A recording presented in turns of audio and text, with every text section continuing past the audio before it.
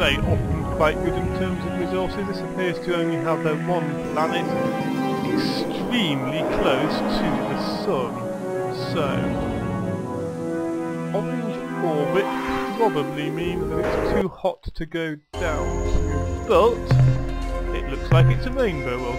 Yes, that's 3,559 degrees Celsius. That's definitely too hot to go down to, but still, it's a rainbow world. That means that I now have, when I next see the Melnorme, 500 more credits to spend. Right, star map. Some more interesting stars over here that I can go and visit.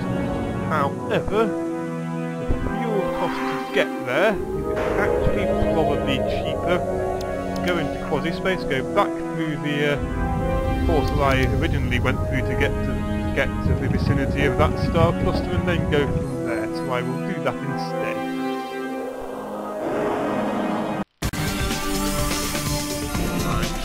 Manifest devices, quasi-portal.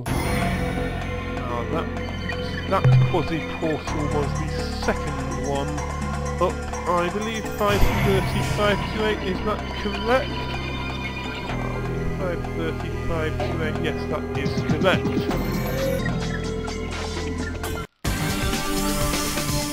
So we now want to come, possibly would have been about the same. Now come over and visit this cluster of stars, Alpha Hyades first.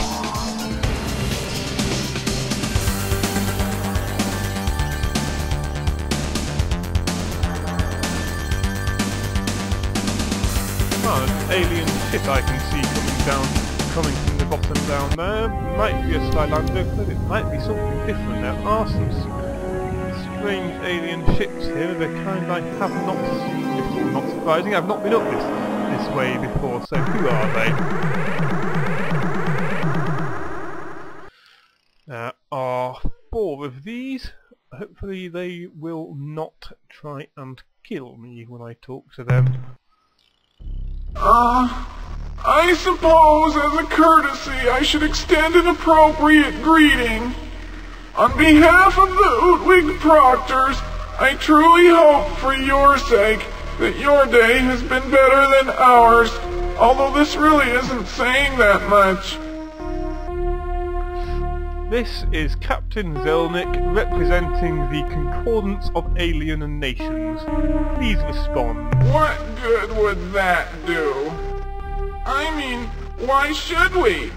We agonized for hours, wondering if it was a cruel twist of fate or simply a serious case of butterfingery. The lifetimes that have been spent in the pursuit of the elusive answer to this deceptively simple question has driven many of us down the dark road of self-destruction. Indeed, even as these words strike the ears of any who care to listen, the real question is, does it matter? I cannot say. I wallow in a quandary, unable to determine what better atones for my part of the great sin.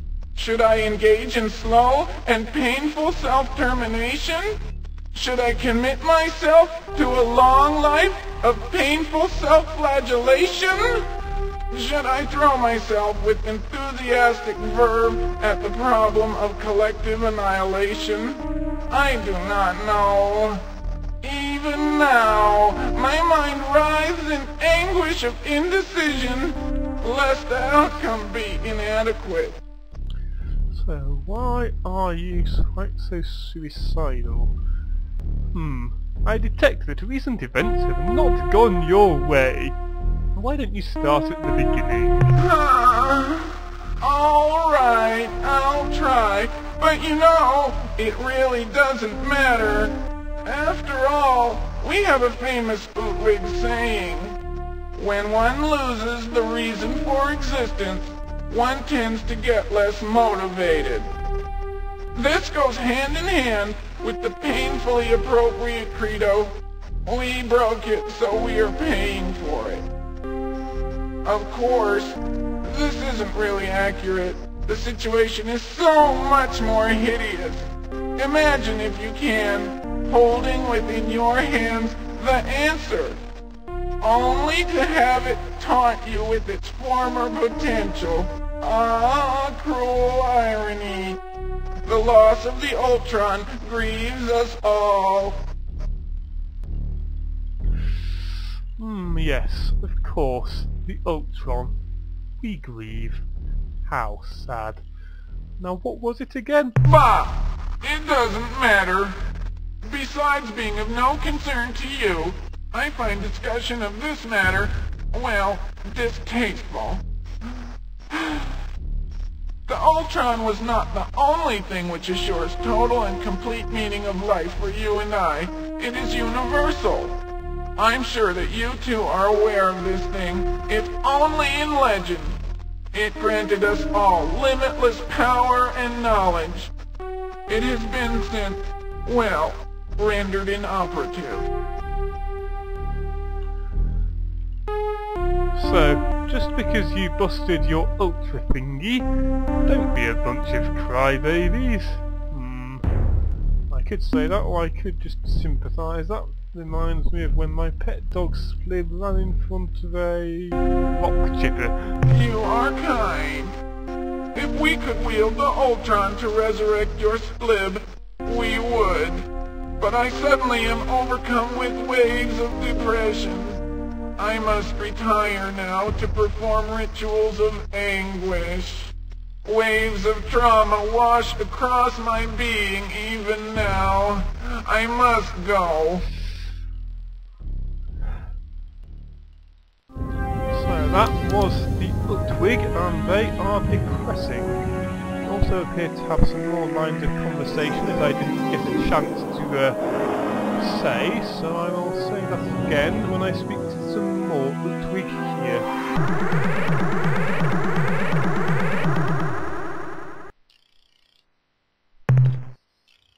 Just go away. Leave us to ponder our grief. Do you know anything about the enslaving Ur-Quan? We know nothing of this species that you mentioned.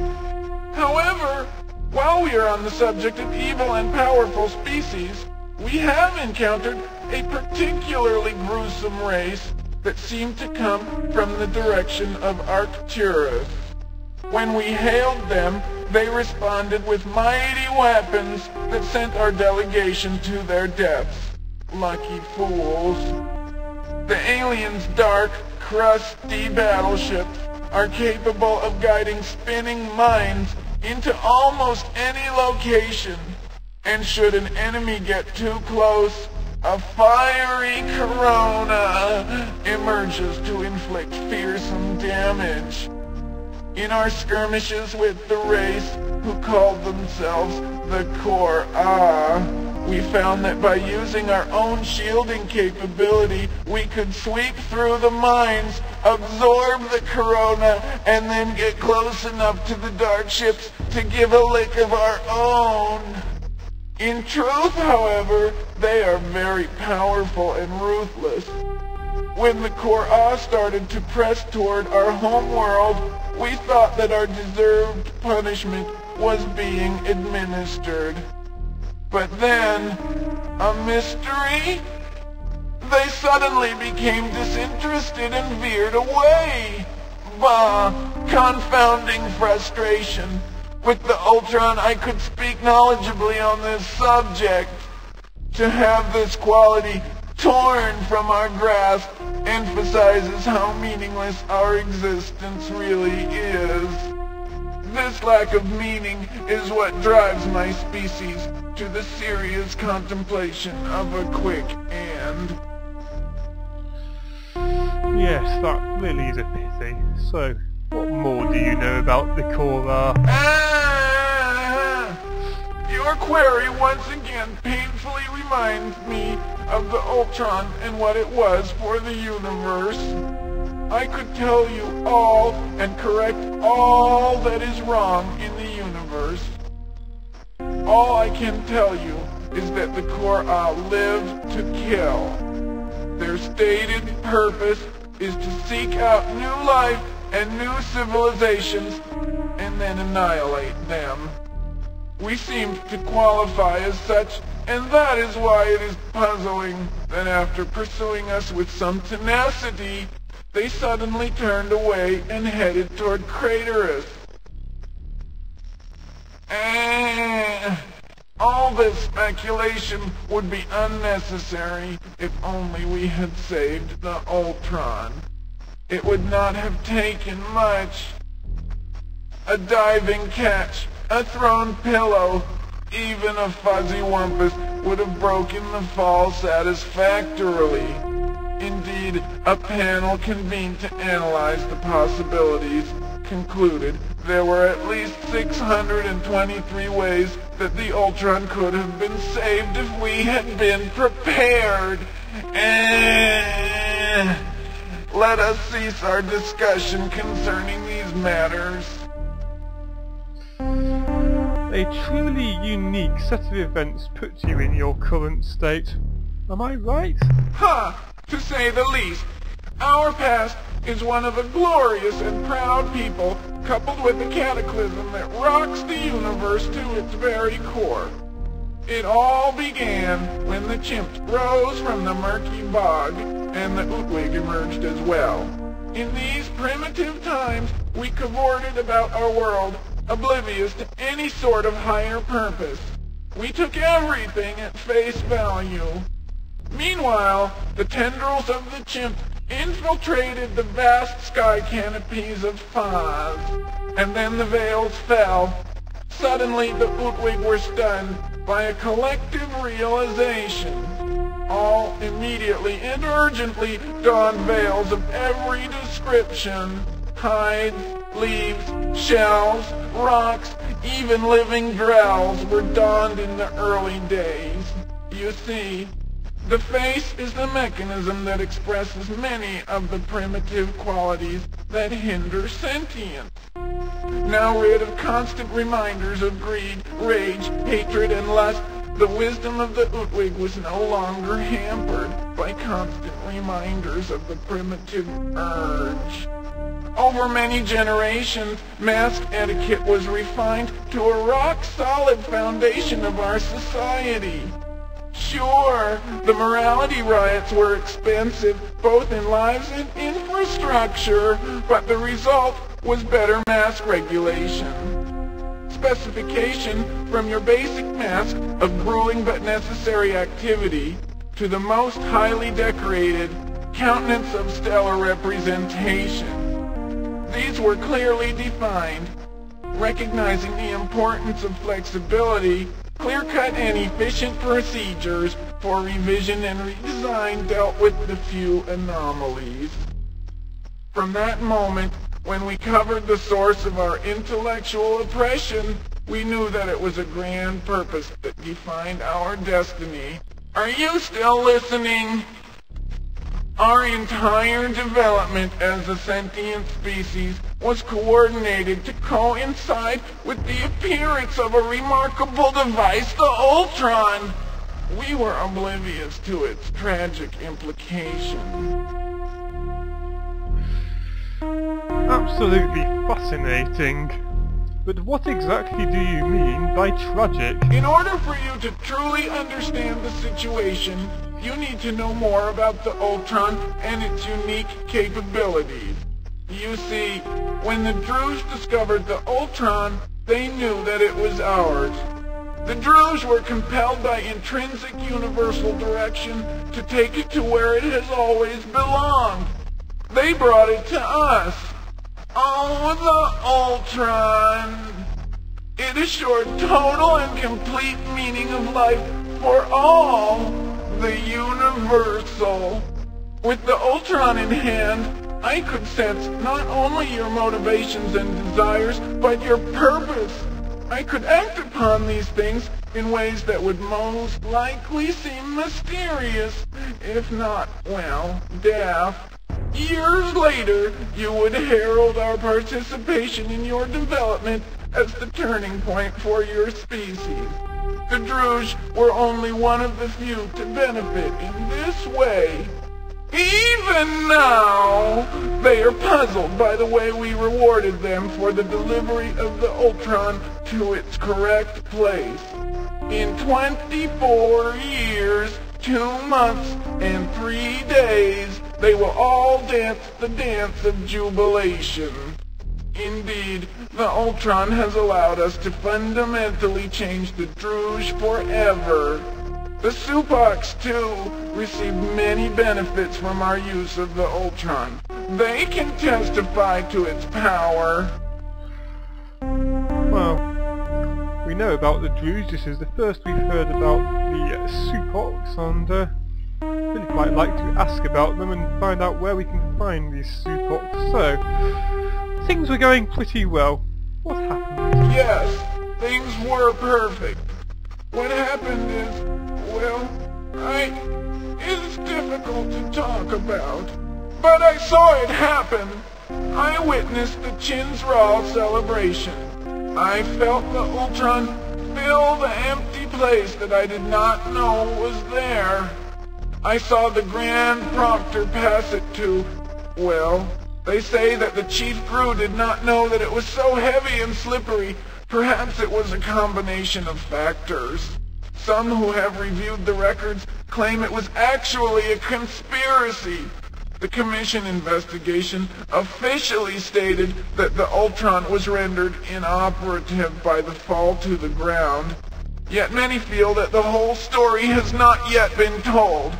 As it struck the ground, I saw its glow fade, and then the painful void incapacitated all.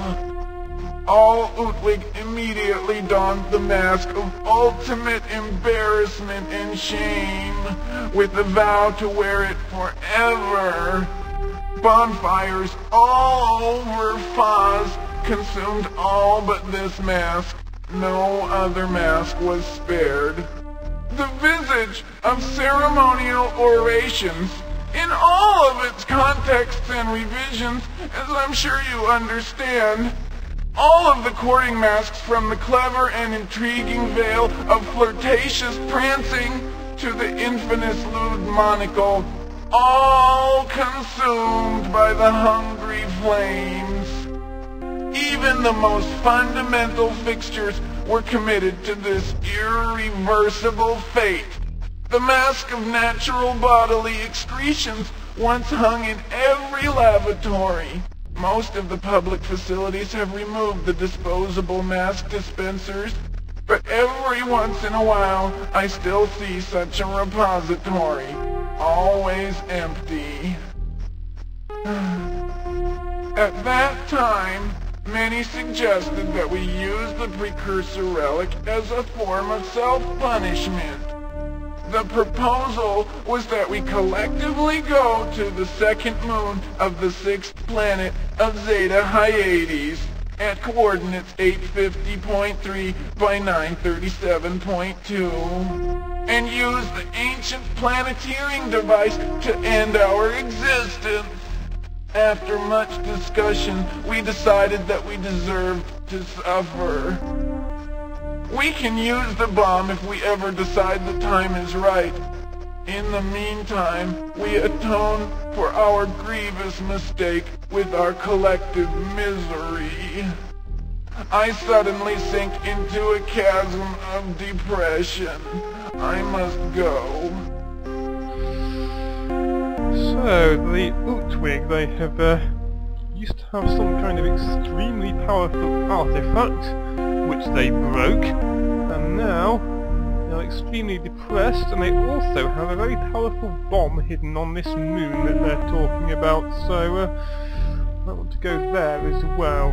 We also want to find out who these Supocs are and see what they can tell us, as well as speaking to the Druge. But we now terminate communication in a civil and yet efficient manner. As do we. Go now with neither malice nor joy.